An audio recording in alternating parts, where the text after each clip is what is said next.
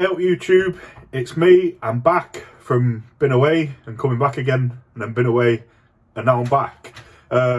Unfortunately not under the circumstances that I was hoping for. Obviously I am injured and in a sling again. I seem to be quite good at getting injured and been in slings, unfortunately for me. So I thought before I commenced comeback phase number 4, which is slightly depressing, that I would jump on here and explain myself. Explain what the injury is, why I think it happened, what I've been doing since, and then answer some YouTube and Instagram questions from all you people out there to hopefully, one, make the video interesting for the people that are going to be interested in watching it, and to guide my responses, because I have a bad habit of talking around a point and also repeating myself. So hopefully that doesn't happen, and make sure that you watch the end, because who knows, maybe the way in which I answer some of the questions and the introspection and analysis of my own behaviour, actions and attitudes to life and all things strongman over the last 2 years especially will be applicable to you and whatever difficult endeavours or difficult times you are currently going through. So yeah, make sure you watch to the end. First of all, a bit of an injury timeline here, because it's been a while. Well, it's been a month. About a month ago, I was training in the gym. I was about a week and a half out from 2023 Britain's Strongest Man, obviously hoping to make my long-awaited return. I was tapering off, deloading for the competition, just going in the gym and making sure I was doing enough to feel like I wasn't stagnating. But not doing enough that it would have ever harmed my recovery or my performance at the competition. So I was only pulling 300 kilos, which was probably going to be my last deadlift of the entire preparation. And as I was pulling the 300 kilo deadlift, my supinated hand side lat tore, which obviously wasn't ideal and pretty much eliminated my chances of competing at Britain's Strongest Man immediately, because it didn't feel very nice, if I'm being completely honest. So obviously I was really upset. Although I've learned to not live in a land of subjectivity and a land of hypothetical nonsense, I was feeling pretty optimistic about my chances of winning, or at least doing really well at Britain's Strongest Man. So it was a shame to not get to fulfill that, but the day will come eventually. And of course, congratulations to Adam Bishop and to Gav and Hixie and Paul Smith as well. I think those were the standout 4, but of course to everyone else who did really well as well, I congratulate you. But yeah, so obviously I tore my lat. The day after, I went and saw my physio, Kurt. He booked me in for the MRI. We did some tests which indicated that, to be honest, it wasn't going to be very serious, which obviously I then started to become more annoyed at the fact that I was probably going to be out of Britain's, Europe's and Worlds for an injury that wasn't very serious. But then I got the MRI result back on Monday, and it was very serious, unfortunately for me. I have a tendency, I think, to go all the way when it comes to all things in life, especially injuries, it seems. The MRI was showing that I had a full thickness tear in my lat tendon and it retracted 2 centimetres, and I needed to go and probably get another surgery. Fast forward in another week on from that, I was actually in for the surgery. And so, interestingly enough, when the surgeon went in, Leonard Funk at the arm clinic in Wilmslow, he found that the tendon hadn't actually detached. So the MRI was wrong, which is unusual. But he said that the injury and the nature of the injury doesn't affect the recovery time, and I also would have still had to have had a surgical intervention, so it makes absolutely no difference. But to explain it quickly, instead of the tendon completely rupturing off the bone, what happened was the tendon had actually split and was still attached into the bone, and the muscle had retracted off the tendon. So I think what he did was he reinforced the tendon back together and then reattached that last bit of the lat to the tendon, I think. I could be completely butchering that.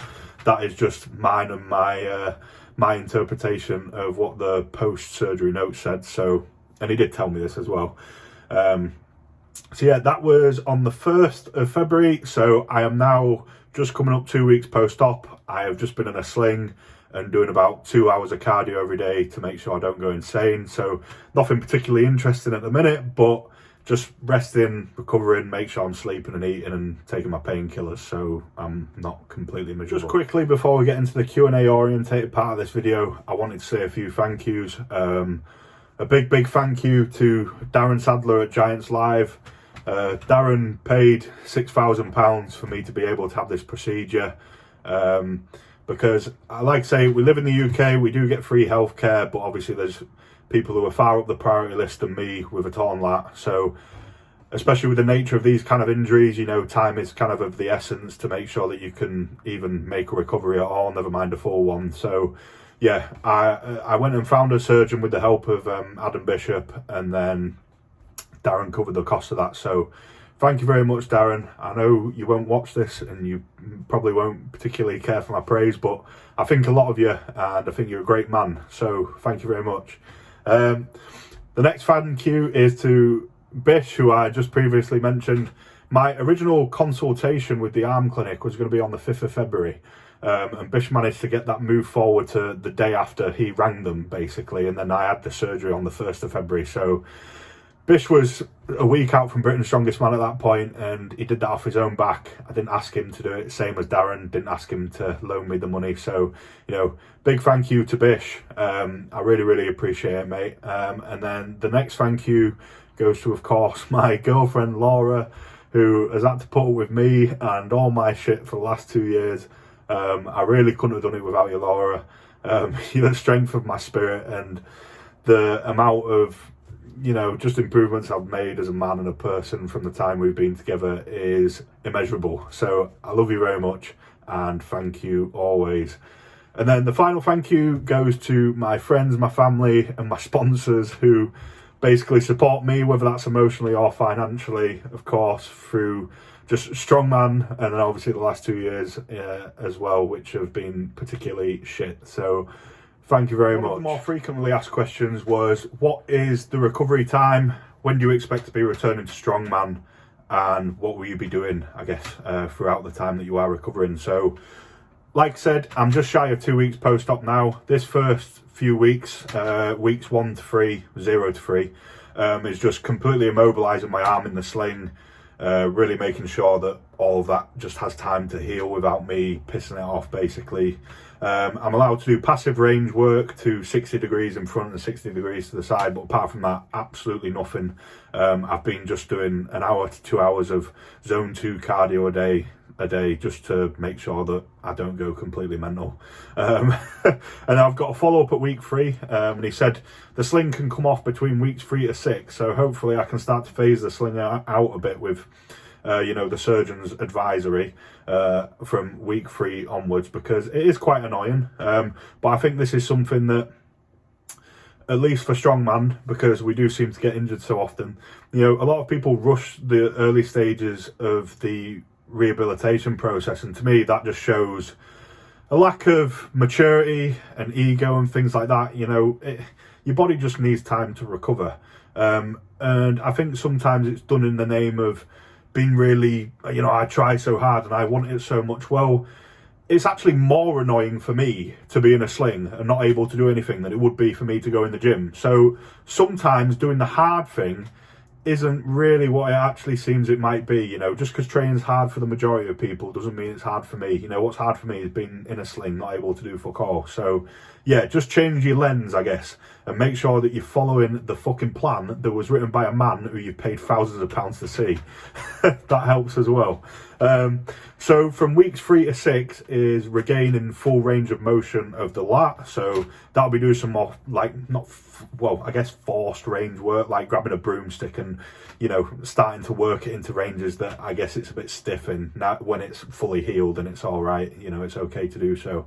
Then from week 6 to 12 we'll be reintroducing some lifting, which obviously I'm quite excited about. From weeks 3 onwards, or at least from week 6 onwards, I'll be using the complex, obviously get that lat firing again. And then from weeks 12 to 24, so 3 to 6 months, that'll be hopefully reintroducing, you know, pretty much normal training split wise, obviously just graded exposure to loads and everything like that. And then by week 24, hopefully I'll be back in a somewhat normal training phase weight wise, and beginning to think about returning to competitive strongman. So yeah, when I asked the question, how long was it going to be, the surgeon said 6 months. So I'm going to take it that it will be. Another one of the most frequently asked questions was, were you ever injured when you were powerlifting? And obviously after a bit of this shitstorm, have you considered returning to powerlifting? No, I haven't considered returning to powerlifting. You know, I very much do strongman because of internal motives. You know, I'm not particularly bothered about the money and the fame or whatever. You know, it doesn't bother me at all. I just fucking love strongman, to be honest. And yeah, powerlifting just doesn't do that for me. You know, it's just I find the training quite boring. You know, and I've kind of feel like I've been there and done that, and I have no interest in doing it again. But no, I never was injured really when I was powerlifting. I only had one injury that put me out of one competition, but it didn't need surgical intervention, and it was relatively, you know, easy to recover from. Why do I think that was? Well, you know, part of the reason that strongman is more fun is that there's just more exercises, there's more ways to be tested within said exercises. And with the variation of exercises becomes an unpredictability, and more things to try and control and, you know, do in training, which just makes it more dangerous. Powerlifting, you've got 3 disciplines, squat, bench and deadlift, and you know you're going to be maxing them all out. The movements themselves are a lot safer, and yeah, training's just very predictable, and the competing is very predictable, and you can account for pretty much everything. Whereas strongman, like say, there's probably 100 events and multiple ways to test said 100 events. So part of what makes it more fun is what makes it more dangerous. But then of course there's also the nature of strongman, at least, which is you often are not on most of the exercises that are at least more iconic, like your Atlas stones and your bust pulls and things like that. You're relying on the smallest muscle group in the chain to endure the amount of force that can be produced by your entire body. So a stone, you're relying on the strength of your biceps to be able to keep up with the force that's produced by your back, your legs, and everything that can basically do a deadlift, to be able to pick an Atlas stone up, and then your biceps are expected to keep up with that. On a bust pull, you're relying on your calves and your Achilles to be able to deal with the brunt force of your upper body pulling and your lower body pushing. You know, it's just more dangerous. It's not any surprise that more people get injured in strongman than powerlifting. But unfortunately, it is more fun. Well, fortunately, unfortunately, whichever way you look at it. But then also what I'd add to that is, obviously when I was powerlifting, I was in the IPF, so I wasn't on PEDs or anything like that, which obviously I am now. So like that, it'd be like slapping a supercharger on your car and expecting it to not go wrong as often as it did when it wasn't on it. You know, that's just not realistic.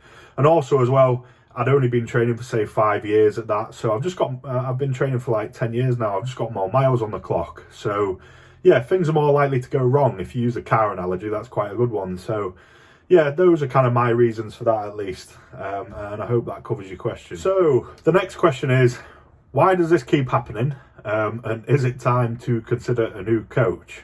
I've decided to answer your question because the consider a new coach one was quite a frequent one.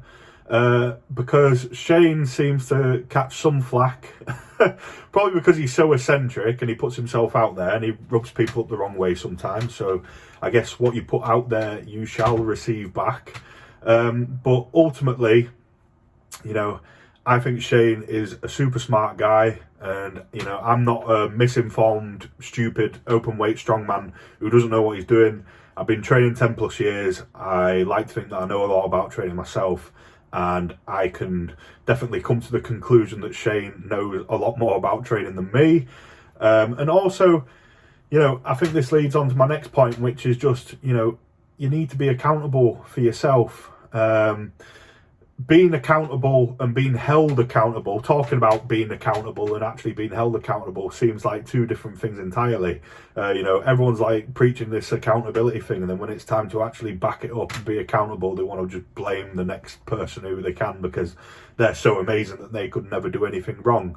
Obviously, you know, this last 2 years, it's the thing that's kind of ultimately helped me reach this place here, which is where, you know, I feel like I'm in a much better position to deal with strongman and just life in general. Is just that, you know, you've got to own your shit, and you've got to own your good choices and your bad choices, because without owning either of them, you can't own nothing.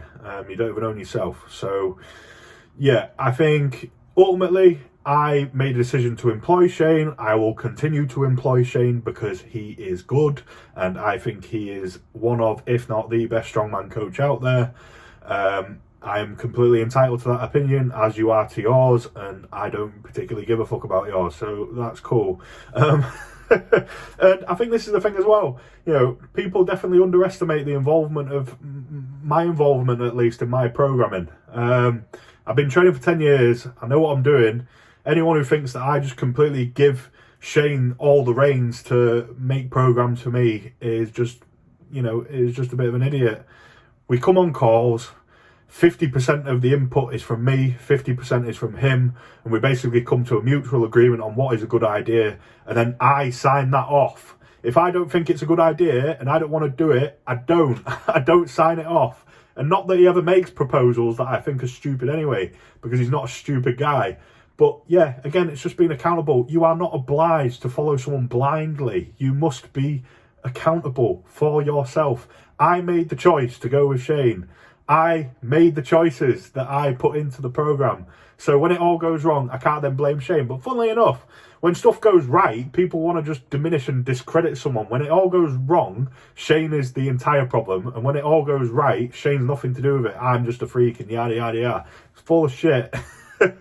And this leads me on to, I guess, my next talking point, which is, you know, like I say, me and Shane had all that success together. I became a green-eyed monster and someone whose attitude was just completely fixated on external validators and proving people wrong that I hate and stuff like that, which is something that I've had to move past. Shane can't influence that. I need to mature and I need to fucking get over myself. So that was why the first prep went wrong. Not wrong. That's why I got injured the first time, my bicep, because I was doing too much, because I was asking for it. And yes, he could step in, which he did at times, and I ignored him because I was in this mindset of I can do whatever the fuck I want to get this place or to get that person over and all this stuff. Like, it's me, blame me. And then, you know, the knee surgery was nothing to do with Shane. I bent my knee backwards and damaged the cartilage. That is what it is. I wasn't even programmed with Shane. From after the first bicep tear to the second one, that was all me. I did a 9-month rehab, and then it tore off again because of a surgery, which I decided to have in America when I could have gone home and had it done by someone who would have absolutely guaranteed 100% probably that it would have been a success. The surgery was duff. It is what it is. I've got to deal with the reality. Again, being accountable. And then this one, there was nothing indicating that this was going to go wrong. I really humbled myself. You know, I followed the program to basically a T. If anything, I got ill a lot this prep. And, you know, there was nothing indicating that my lat was going to tear. My lats feel great. I've never had a problem with my lat ever. I've never even had any niggles this prep. I wasn't even remotely... I was fresh as fresh can be. And then this just happened. You know, it is what it is. I'd been ill a lot this prep. Probably because of kind of an increase in PEDs, which I will probably look to not do in future, because I just think that, one, I don't need it. The strongest I've ever been, I was on a lot less than I was on for Britain's Strongest Man. Not that it was much, it really wasn't, but I just been a lot less than what I was on. And I think that was suppressing my immune system. And then at least at this time of the year, when everyone's getting ill and things are going about anyway, I got ill about probably 3 times in 9 weeks, which, you know, I was taking time off the gym because I wanted to be sensible. I didn't want to push myself when I didn't feel like I should be. But then as well, it's just not good for recovery, is it, being ill? And I think, you know, part of being ill and my immune system being suppressed was from that, which again is a choice that is made by me. So someone else can't be blamed for it. You know, you need to own your shit, because if you don't own your shit, you can't own your good stuff. And, you know, you're not a victim of everyone else's impact on your life. You have complete control. If you don't believe you have control of your life, you're never going to be a good athlete. And in my opinion, you're never going to fucking do anything, at least not reaching your full potential wise. So you must be able to move past that and not adopt such a deluded take and just ideology to life in general. The question that I'm going to cover is one that was, I think, some some praise, but I'm not looking to shoot your praise down. It was people basically saying, you know, I must have the strongest mindset in strongman, or I must have such a strong mindset, blah, blah, blah. You know, how do you stay so strong? And, you know, thank you, because that is indeed a great compliment. However, I do not like to make such bold claims like having the strongest mindset in strongman, because I think the only thing that indicates is that you're just very arrogant and that you just think that your mindset is so this, that, you know. Strongman is full of fucking hard cunts. Would I consider myself a hard cunt? Yes, especially after the last 2 years. However, I don't think that you can, if I'd be more than happy to take a test. If they came out with an exam that was like, how much of a hard cunt are you, I'd more than happily say it with everyone else and see where I ranked. But, you know, other than that, it's very subjective. But I thank you for your compliment. I appreciate it. How do you say strong? You know, like I said before, with accountability, own your bad shit, you own your good shit. You own yourself. You know that you can work your way out of these things, because you are ultimately in control of you, funnily enough. But then also, you know, how do you stay motivated? How do you keep pushing forward? I think if you know within your heart you're doing it for the right reason. So, example, if I was pursuing strongman because I wanted to get X amount of Instagram followers, or I wanted this many people to like me, or I wanted to make this much money, or win that trophy, then I am so far removed from that currently because of my physical state, that it could probably be quite daunting at the you know, the prospect of having to return to that. Whereas, you know, I just fucking love training. I love pushing my body. I would live in a gym if I could. I probably could. I don't know why I don't. Probably because it's just, you know, Laura probably doesn't want to live in a gym, and Laura makes my life a lot better than a gym. So I must concede there. But yeah, like, I just love being in gyms. I love pushing my body. This isn't hard for me. It goes back to what I said earlier about the sling. Like, pushing myself is easy. I absolutely love just being absolutely mental in the gym and just absolutely going for it. You know, that's what I live for. That makes me tick. That's my passion. My passion is pushing my body. So yeah, it is very easy for me. You know, this is just another phase of something I need to go through, which could be good for me. You know, I'm a lot more proactive with my coaching. I'm pushing that a lot more. You know, I'm giving my clients a better service. I hope to get back to doing stuff like this. So perhaps this is the next new phase of my life, is trying to be more accountable for myself financially by doing things like this, because I'm 25, I still live at home, I've got Darren paying me surgeries and stuff like that, which shouldn't be happening. You know, I'm an adult, I need to look after myself, and yeah, that is what it is. So yeah, pushing myself and trying to return strongman, it's all I want to do. So, you know, and I'll be pushing the physical capabilities of this flesh vessel until they throw fucking dirt on me. That's just what I love to do. And then apart from that, it's just, yeah, just keep pushing on, keep progressing. Hopefully, I will find some new enlightenment from this next challenge and phase of at least my return to strongman in my life, I guess. And then when I am back, hopefully I can continue to be more of a positive service, at least for the public and people who like and follow me because of what I've endured. And then of course I can fulfill my ego and my personal ambitions of just being the fucking Don as well. So yeah, it all works out. I'd like to thank you all for watching the video. If you liked it, please like it. Leave a comment if you want to leave one. If it's good or bad, I don't really care. I'll read them if it's constructive. Or if it's praise, I will blow my head up. And yeah, subscribe if you want to see more things like this. I'm going to try and be a lot more consistent with the YouTube. And yeah, thank you for watching. Wish me luck with the rest of my rehab, and I will see you all in a bit. Goodbye.